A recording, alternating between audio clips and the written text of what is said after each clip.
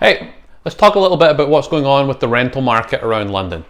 Lots of stories in the news about tenants being forced out of properties by new landlords. So what's behind this drive? Well, house prices across the city, across most of Canada, have skyrocketed. They've gone up by huge amounts over the years. That wasn't just residential homes, that was investment properties. It was duplexes, triplexes, small apartment buildings, condos that were used as rentals around Western. Prices for all of these properties have all gone up. But here's the problem.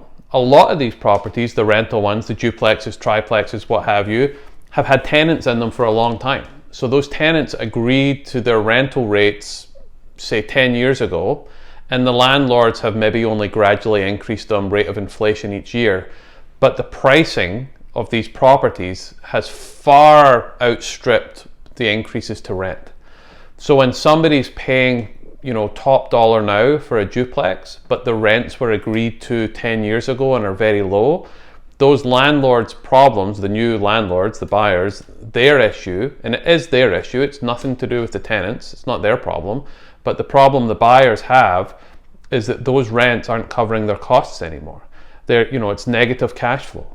The 10-year ago rents that have only been gradually increased aren't keeping up with 2021 prices to buy places. So that's what's now driving these potential landlords to try and remove these tenants or change the rules. Now, from the tenant side, and any tenant that's watching this or listening should speak to the landlord and tenant board about any of this. I'm not an expert. From the tenant side, you can't just be forced out. There has to be certain conditions met. For instance, the person buying it has to be moving in there, or immediate family has to be moving in there to live in there.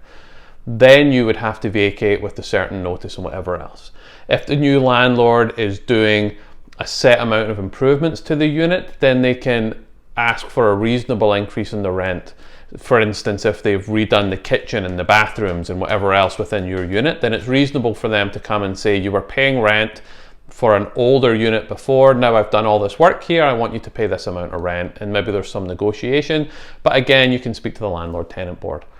Nobody can force you out without cause and without following the rules. What is fair game in our society today is for a new landlord to take over the building and professionally and nicely have a conversation with you to say, look, if I was to give you X dollars, would you consider leaving? You're well within your rights to say no, but if it makes a great deal for you, then you might want to consider it.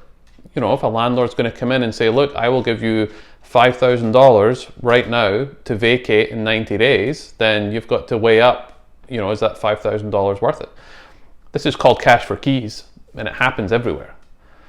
So that's what's behind the rental income, the rental market, stories about people wanting to leave. London is still a very affordable place to buy rental properties. If you're interested in looking into that space, then myself and Jeremy have extensive experience doing that, and we'd be happy to talk with you.